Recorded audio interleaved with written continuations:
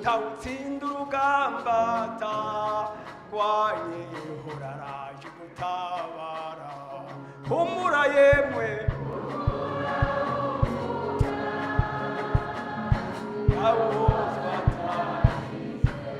ntawutsinda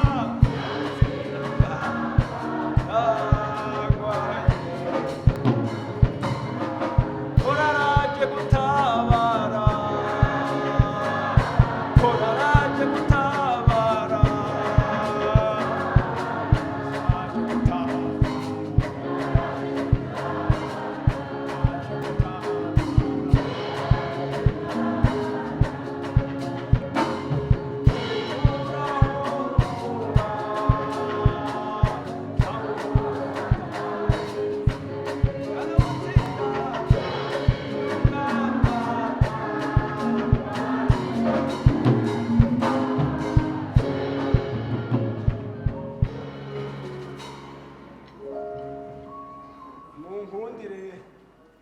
ndabaramutse mu izina ry'umwami wacu Yesu Kristo.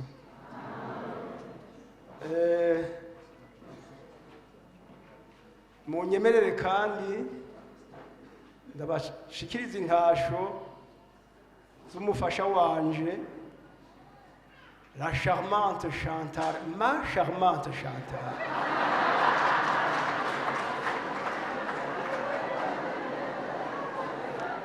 Bon, malheureusement ntitwashoboye kuzanana,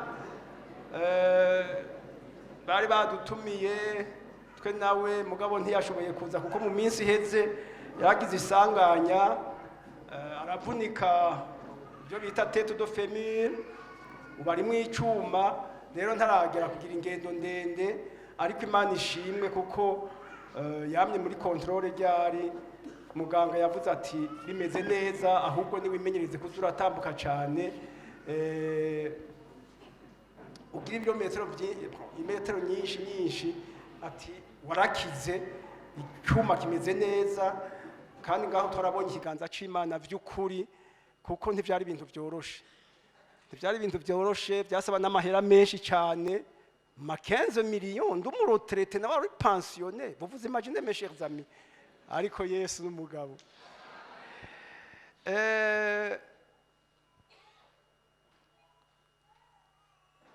Yavuze ko nitwa Morieri, ayindi Dominico, mfise amazina 5. Kandi ayo yose afise une signification dans l'espace et dans le temps. Nkivuka en 55, wumva ndumutama afise imyaka 70, ariko kandi nkavuga nti ndumujene w'imyaka 23, parce que 2002 niho navuka ubwa kabiri, ngiki carimwe gishasha, ngo ndumutama vyahehe are. Rero en 55 à ma naissance, abavyeyi banje bandagije Imana en hautement prophétique. Mbega ngiye ndacisha mu gifaransa hari ico murakoze. Urumva bandagize Imana, ubu banyita ndayiragije. Harya irya Zaburi ya 23, uhoraho niwe mwungere wanje, irya ni yanje kandi namwe ndayibahaye. À 2 ans ngenda kubatirizwa mu ishengero muri Katolika ntagatifu Nyeranda yagenewe bose kandi y'abatumwa, ubu umega ngo ishingiye ku batumwa, niyo nabatiririjwe mfise imyaka 2. Baca banyita Dominico. Nagiye nsanga Dominico Mweranda ngo yari umuntu akunda aboro kandi agenda aravuga Imana partout. Naryo nzasanga ryambereye izina prophétique. Ubu nta kindi nirata atari Yesu yambambiwe ku musaraba, tugira tubishikeko. Irya gatatu iryo rya Morieri, ngeze mu y'icenda mu w'icumi, ndari umuntu atera inkuru muri recreation, nkaryosha ntuze tutodomwa, nkagomba yuko haba umunezero, ntihagire intuze, kandi ndiko ndabivuga gutyo hariho impamvu turabishikako, ntuze madame ngene yari yabisabye. Umunyeshuri umwe ariko ararengana, asanga niko ndanima abantu batwenze bahwereye, arandaba ngo tu es vraiment Molière, et c'est parti gushika n'ubu. hariho ayandi rero niyise nanje.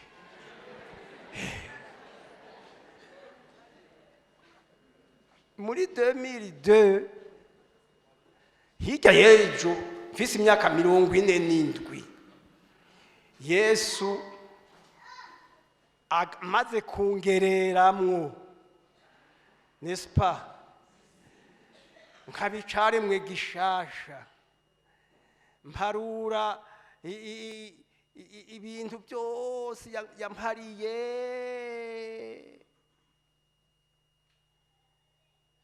naraba ntijewe Moriyeri Dominiko Ndayiragije, ntijewe ndi mutoka mbari kweri, ndi mutoka mbari mvuye kure. Ejo bundi a 64 muri 2019 sindabarambira, Imana inkiza inkorera igitangaza nkuko yama yabidukoreye, nkuko yabinkoreye mu rugo rwanje tubishikako, inkiza cancer de la prostate. Vous vous imaginez? Des papiers médicaux. Apana bimwe byo kugira ngo document à l'appui, comme un bon historien. Ubundi kuva 2019 n'ama hepatite C byose ncandaraba ntirera Imana koko ni Jehova Rafa, ni Imana iharira ibyaha, kandi ni Imana ikiza indwara izo arizo zose. Nkabiraje vraiment Moriyeri ninda nindesho, none nari igiki gamana, nari igiki ko mbona wankijije, nari mboregwa, narapfuye, narapfutanye ndagatwengo, ariko Imana iraseruka, nimuseruka rukambye kandi irakundana, vraiment irakundana. Rero sinariko ndababarira amazina ya Dominiko ngaho, mpagaze ngaha kugira ngo mvugire izina ry'ubushobozi. Yesu we, ngomba mvugire izina abadayimoni bumva bagahunga, ngomba mvugire izina twahawe munsi y'izuba kugira ngo dukirizwemwo, izina ry'umwana w'Imana nzima, Kristo yapfuye akazuka. Uyo niwo ngomba gushingira intayaha, uyo niwe yatumye urugo rwanje ruramaho gusambuka, aragahezagirwa. Reka twifashishe iri jambo basha aha mu Itanguriro, aha hafi nyene 2 bya murongo wa 18. Nta muntu banguka akadufasha hariya.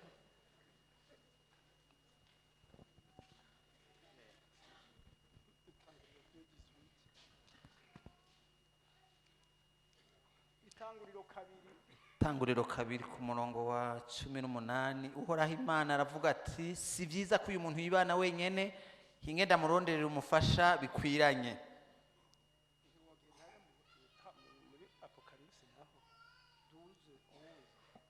Vyahishuriwe Yohana 12 ku murongo wa 11, haravuga ngo nabo bamuneshesheje amaraso y'umwagazi w'intama n'ijambo ryo gushinga intahe kwabo, ntibakunda amagara yabo, ntibanka no gupfa.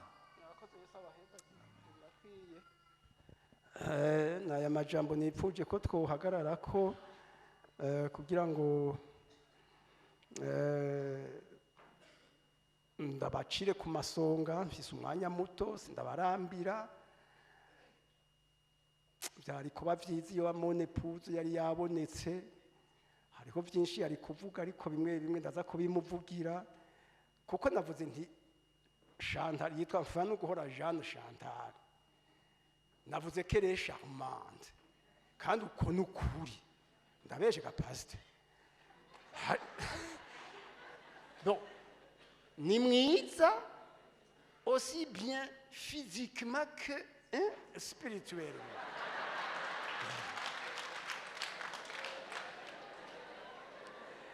Nibuka igihe kimwe twariko turaganduka kuri mabukwe, hanyuma baca nije bahaye ijambo nk'umukwe, kuko uwo mone puze yari umuherezi wabo, kandi noneho mu bakwe bariho nije naseruka, none turihishe. Twari kuri katedrali bampaye ijambo ndavuga nti rero uyu muvyeyi yitahiye mu ijuru sinoshobora kudondora sinamuronse umwanya wo kubona intuzi ingeso ntimugabo nterega uko yari ameze ingeso ziwe ndazifise mu nzi wanje mon épouse Chantal c'est une femme extraordinaire ndakabivuga kandi niko biri mw'ishengero ry'abantu ngaho rero mbega tubonye iri jambo hadi imana n'ukuri n'igitangaza irazi bikwiranye ngo ngira ndamuronderere umufasha bikwiranye mbega uwundi yari kwihanganira imboregwa y'imborera nka Muriyeri yari inda atari Shantari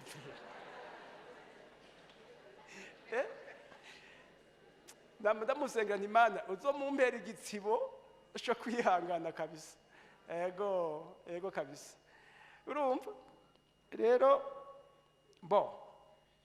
bimwe umukozi w'Imana harya yabiciye ko masonga by'amafiansaye by'amanduzeye n'ibiki ibyo natwe twarabiciyemwo rero maze kuraba tematike ingene imeze nasanze mfatiye kuri témoignage yacu nasanze ari ibintu bishika bine canke bitanu bituma urugo rudasambuka j'ai identifié j'ai relevé ibintu bishika icambere kwihangana icakabiri gusenga icyagatatu la fidélité conjugale mbega tokivuga gute mu kirundi donc kutarenga ibigo kuko jewe muri ako kaburegwe kanje tumaranye imyaka 34 sinigeze ndamuvanga hanyuma hariho n'ikindi novuga le pardon gusabana imbabazi ariko muri ivyo vyose hariho ikintu kiri au centre ni ikintu citwa gakiza ngivyo muri make grosso modo ibintu byatumye urugo rwa Dominique Ndayiragije alias Muriel mvuye kure Tokambari ntuze Imana irakiza nimwampamagara iryo zina rimwe muri ayo ntacyo nzokwitaba ivyo nivyo nabonye byashoboye gutuma urugo rwanje rurama très rapidement Chantal mutimuhuriye he byagenze gute je narongoye ntevye vraiment narongoye à 36 ans maze imyaka 10 nkora ndya amafaranga ninywera kaye bose nari bwapararangane cyane kameme urumva banomye kuba mustandere hano nabaye mustandere icharaho administrateur de la commune Kibago igikoko rero tebagaho nayo hari ahantu vraiment hari enclave ntingaje biragoye wavuze ibintu by'ukuranga sinzi umuntu twayaze mu mama umwe hajya mu mabanda vraiment ntiregajewe ndahumiwe none umugore nzomukurahe jewe hariya muri riya shamba je suis ni enclave ati kandi rero shanga hariho umukobwa yahora hakora batubuye yaragiye ahandi okay nanje ndashanda bivuge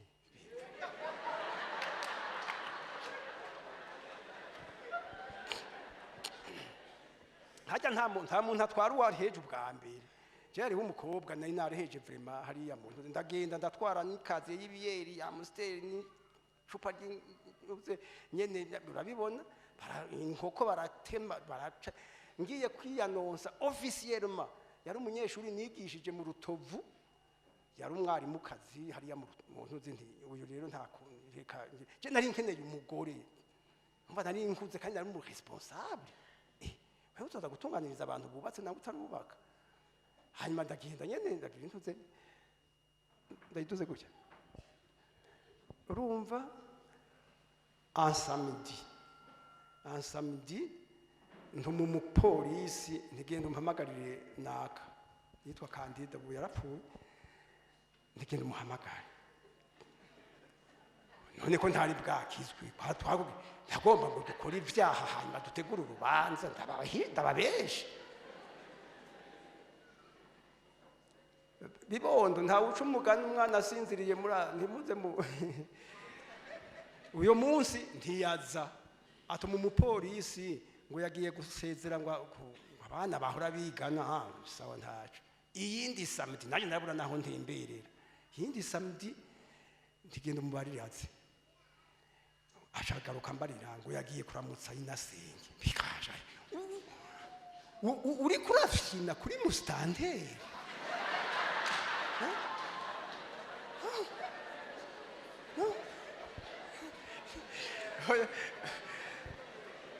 sindiko ndabatwenza sincèrement uyu mugabo niho rero nabiganirira umuntu wundi mu mama kamustanderi wo mu mabanda je vraiment hariho ibintu bimeze ukuntu ngo reka shanza kwereke erega uyu mfa no guhora Jeanne Chantal sinigende baciye bamutuma kuko yari yaciye urumva uyu ndamukubise hasi Chantal nawe acaraza duca turahura nawe yarahejeje kubenga umusoda sous-officier ngo n'inkwano yari yazishubije nagiye kumenya mu nyuma duca Imana irazi bikwiranye yego mutavyemeye umviriza la première rencontre nje kumuraba mu mabanda bantumye ko bati hariho umuntu bacimenye bitari byo mbega ni wundi yagomba kwimika ntuze Dawidi yari wa wundi nuyo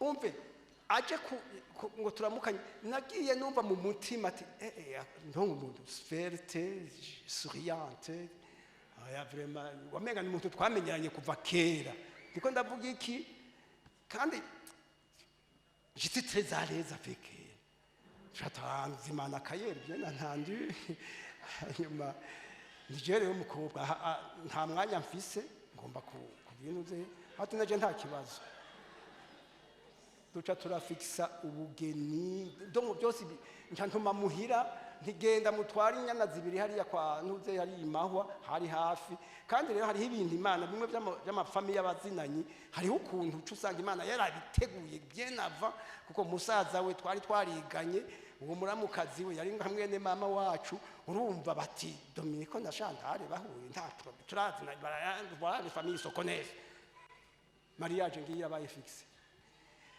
nagenda babarire reka ndagacishimo wa mukobwa sinasubiye no kuza kumwiyumvira yagiye abona ndamuzanira invitation ni mwaronka kanya muranzira kubugera mugabo nari mesha basha ni mwaronka kanya muranzira kubugeni ndamusanze mu ntuze ahantu mu mabanda eh bien j'ai vu la acara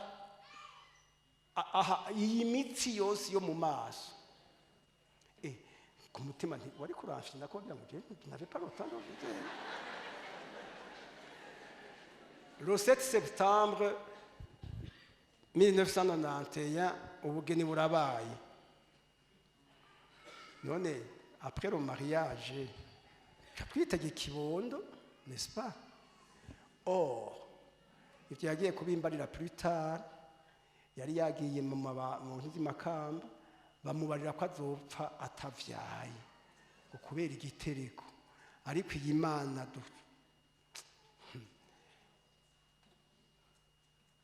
umuganga ngo yitwa Philippe ngo yari yamubariye ngo nta mwana azopfa ronse ngo acataha babaye cyane abarira Imana ati none gamana nimba warabona ko ntazovyara umwana pourquoi est-ce que waretse ngo nje kubaka Imana rero nyaguheza girwa twari bwana kizwe ivyo gukizwa ntibyari bwa Imana rero le 3 février après une année et 5 mois turaronka umwana wa mbere igira neza onera odera niko twamwise haca haba ikintu citwa temps mort. Temps mort. Ivyara rirahagarara. Pourquoi? Allez-moi demander cette question. Je nari nkeneye abana nawe nyene kandi. Eh bien, umwana wa kabiri yagiye kuboneka après 6 ans. Aho hari habaye iki? Eh bien, twari twatanguye gusenga, wewe yaciye abandanya mu kibenga carana batirizwa, na jewe ndagenda natanguye gusenga, nakiriye mwami Yesu nk'umwami n'umukiza mu bugingo bwanje. Mugabo nca ndabivamwo, ewe gusubira inyuma, baja ndabana yanje nakaga. Niho rero twaronka umwana. Inkuru y'umwana isubira inyuma. Muri iyo periode de 6 ans tugahura n'abantu amakomantere, mbega muriye aho wishinga kunywa inzoga udakwirikiza ni kubera iki? Nk'uko umengo nije ndavyigirira. Mugabo ga plus tard mu makonsequence turaza kubiraba. Je nibaza yuko n'inzoga hari aho zishobora gutuma ibintu bitamera neza, murabyumva zigakona umuntu neza. Jenda chanda bari ndiraremvako ndashima Imana ko yampaye nurya ntihari abapfu batabonye n'ikoroka. De l'autre côté, chez mon épouse, ahura n'abana muri quartier berekana uwundi mu mama ngo henane nguriya apana mon épouse ngo je twata dufise umwana umwe nguriya ni mama zero. Aca yumva mu mutima aracumiswe ati Mana umbabarire, nahora ngenda ndagira ariko n'abadafise mfise n'uyu umwe ndagushima ati ubu rero umpe kwitwara nk'umumama afise abana 10. Imana ikirabikora ni yera Krista bera acaraboneka après 6 ans. Nuko nanje naciye nisubirira mu nzoga yindi temps mort y'imyaka 4. Niho rero le 7 septembre 2002 Yesu yacangereramwo angira icarimwe gishasha, délivrance totale. J'ai eu l'occasion de vous le dire. Basi iraganje Beriking abaravutse muri 2003. Gahora kishima kuri bashiki babo ngo jewe basha papa yamvyaye hatakiri imborerwa. Nako nukuri nakana Imana izikambe nakanaziri vraiment haragira hano ababishanye n'ubundi gwaruka jewe to bikamunukira ngo dukizwe basha bibondo ba jeune hariya agakiza ni keza. Bon, niho rero jewe ngo le 7 septembre 2002 Yesu arangereyemwo le 21 décembre 2002 nyene ndabatirijwe mu mazi menshi. Ndibuka umugabo umwe twabana vraiment harazaga amagama mvuye mu mazi menshi yo muri umugore yarusha arakwegurasha ndarakanyegura ndayisa yitwa ndayisaba ndabona hora nirirwa ndegagurika ngira hane nivyo byari n'est-ce pas? Urumva satani ari no kuntaca intege. Nubu naho mvuye mu mazi menshi uri acari kurandondera ega ntakureka kutwa nubu araturondera namwebwe bakozi b'Imana arabatera umwe wese ahari no kwiyubara rero. Donc aha hantu rero nagomba mvuga iki kintu cuko amasengesho guhindura ingendo n'inyifato byaratumye vraiment turonka abo bandi bana babiri kandi hamwe n'ivyo bigenda neza. Uti umubano reka ndabanyarukirize umubano ntarakizwe muri iyo periode yose yo kugira ante mbega muri yeri waragwana ko wanywa inzoga waragwana kuko hari abagabo banywa bakagwana nibuka hari n'ubwo bagiye intuze ngo umusoda umwe w'umugwanyi yavuga ati ngo agomba kurwana n'umugore yambara tenue de combat ngo reka shangwe ni pas de combat à négliger umugore vraiment jewe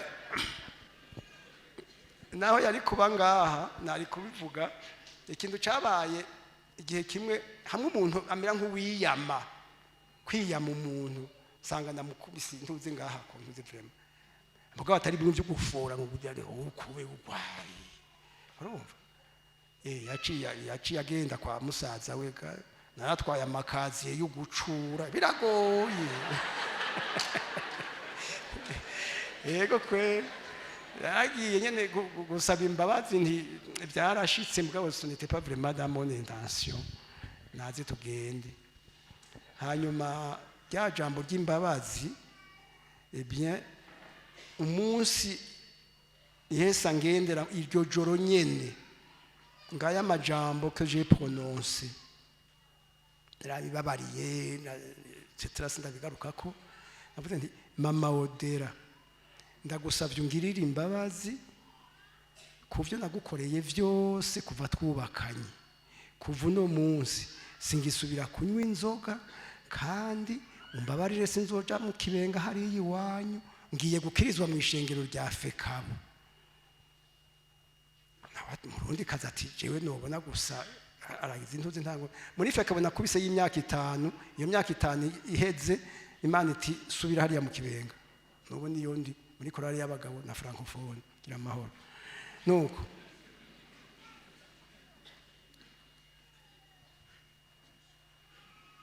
kurenga ibigo nabibabari hari abagabo bagenda bakanywa izo nzoga bagace kandi hari abo twagendana cyangwa nitahira ntigendagiye kwirabira Charmante Chantal naho nagira intuze vraiment nari mfise ubube gito bundi nyene urabona inzoga ndazonyene consequences zazo ndaza kuzishika ko gatoyi mu kanya imbere yuko turangiza inzoga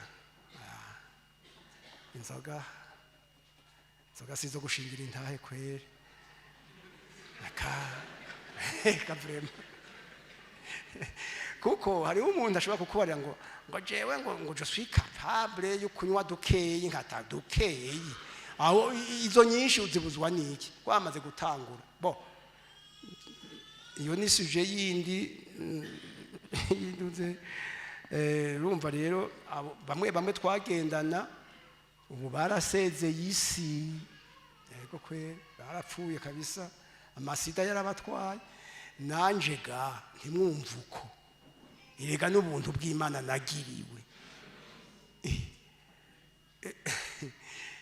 n'Imana yagira iti wewe nzoguproteja mwizo nzoga shaho narababari ingene byatanguye ingene nazoze nkatura nkatongera n'ibiki zinywe ariko ndakufise kumugambi nzogukiza ndetse hajya bagusuzuguriye uhasigi izina uhasigiye intahe itanguriro ry'ubwenge bamwe ntimwahora mukibona muvyeyi ngaha yahora aza abantu benshi bakashinga intahe bakavuga intuzeye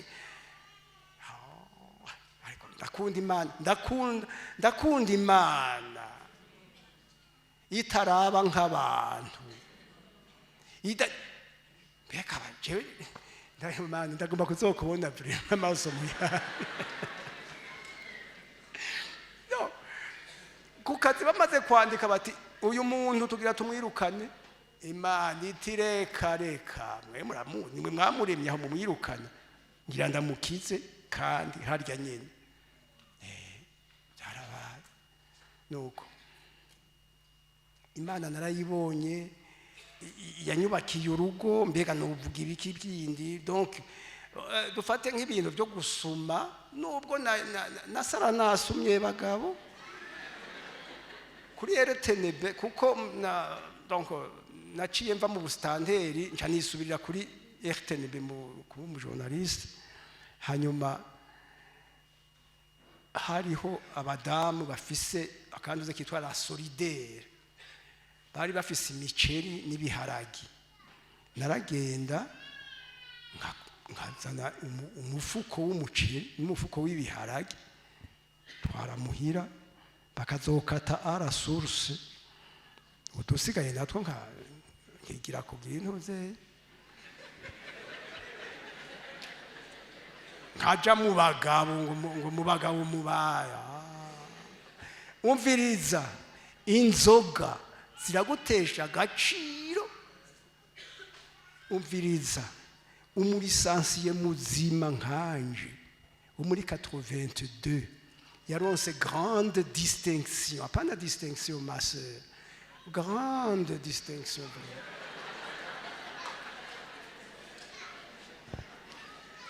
Ukaje usanga agiye gukukumba hari ariko mugabo Yesu sinzi inzoga. Donc au niveau de la famille tuko turavuga ivy'imiryango, urumva Chantal yari kimaramare. Urumva Chantal igihe kimwe baramubariye bati none iyo mboregwa ntiwoyivako, nawe ati none ga ninamuvako aka kana ko twari tugifise umwana umwe, none nkamutwara ku wundi mugabo kandi agakunda, ubona nimba ari wo musaraba Imana yanyere akihangana. Urumva ayo majambo ayo majwi yaraje hebi yomboregwa mupfiko.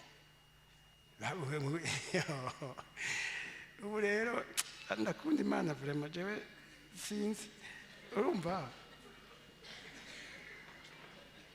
n'ubujambo bwinshi kugira abantu bo ntibagombaga ibintu ko bigira noneho n'intumwa za shetani. Reka ntibaba bagomba yuko mwubaka, baba bagomba ko rusambuka. Ariko rero ubu muri make novuga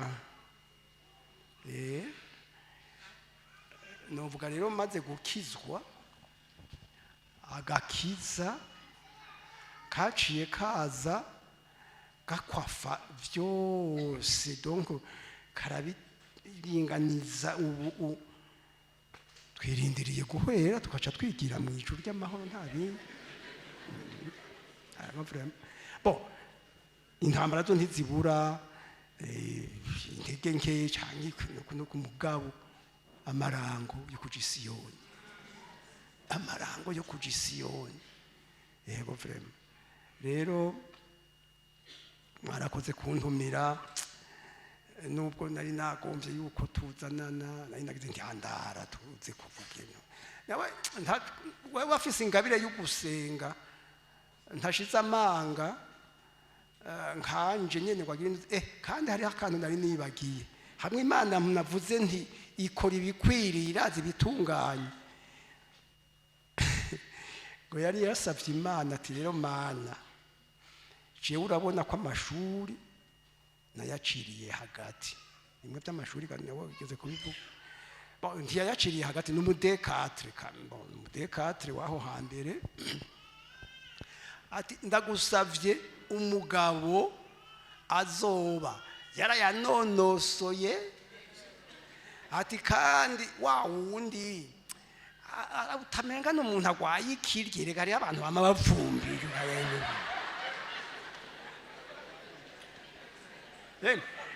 abimbariye nagize ntemwe ntiwarandonse.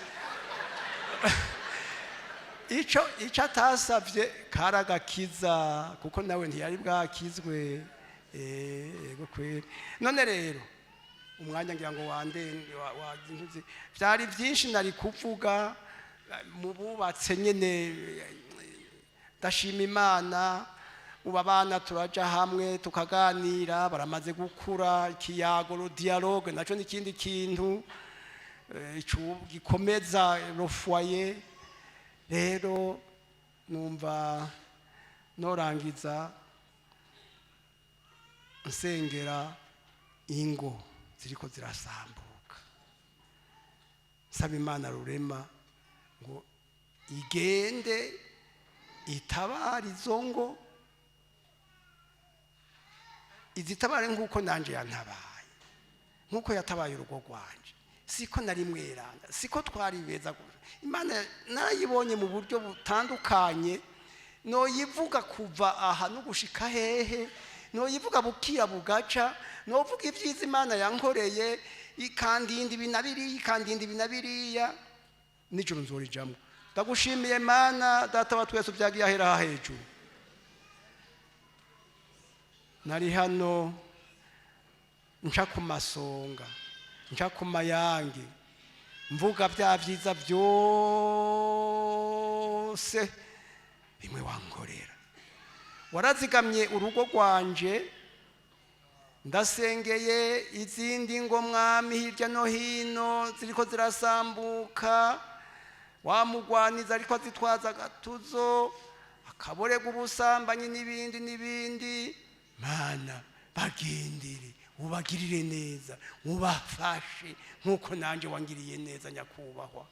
Urakoze Mana, urakoze kibirengeye kizima, urakoze, ndagushimiye. Icobero n'ikibi cawe ubu niwe bitazoshira mu izina ryawe ryera. Amen.